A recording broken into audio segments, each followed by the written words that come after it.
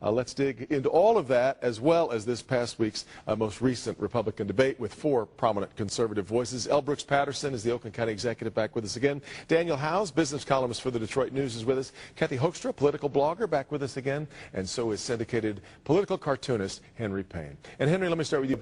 Are we getting any closer to figuring out who the clearly 11 people on stage is too many, never mind the junior league that comes before it? Are we getting any closer to narrowing this field?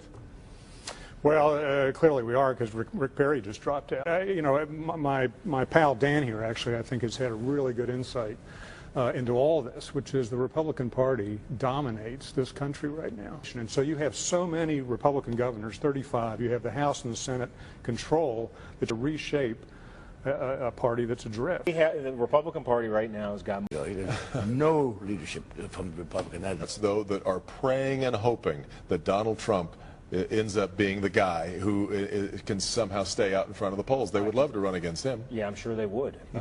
I understand the anger among the Republican base. Man, I get that. He speaks to a lot of people who are fed up with a lot of things. Political correctness, status quo, the way that Washington and governments in Capitol buildings all across the country work. I mean, he's speaking to a lot of frustration. And that anger, that frustration, which is now going on for 7 years. And I think there is going to be a wholesale change next year. I think the Republicans are no leadership from the Republican management of this country. But only if you get the candidate right, though. Have you figured out who the right candidate is? I think with Dan, I don't think. In my business, we call Trump's problem peaking too soon. I mean, Kasich is good. The path to the White House is through Ohio. I really think Carly Fiorina is doing an outstanding job in these debates. I think we got some talented candidates.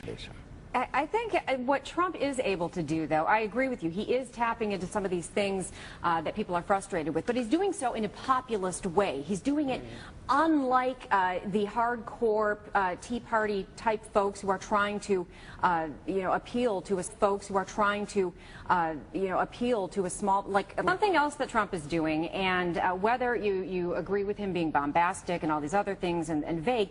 One thing he is doing, what did they say? 23 million people watched that CNN debate. Yeah. Fair enough.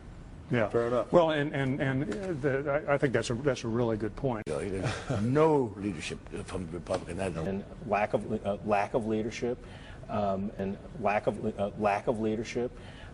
also do not have any, have a handle on policy. And I just get no leadership from the Republican.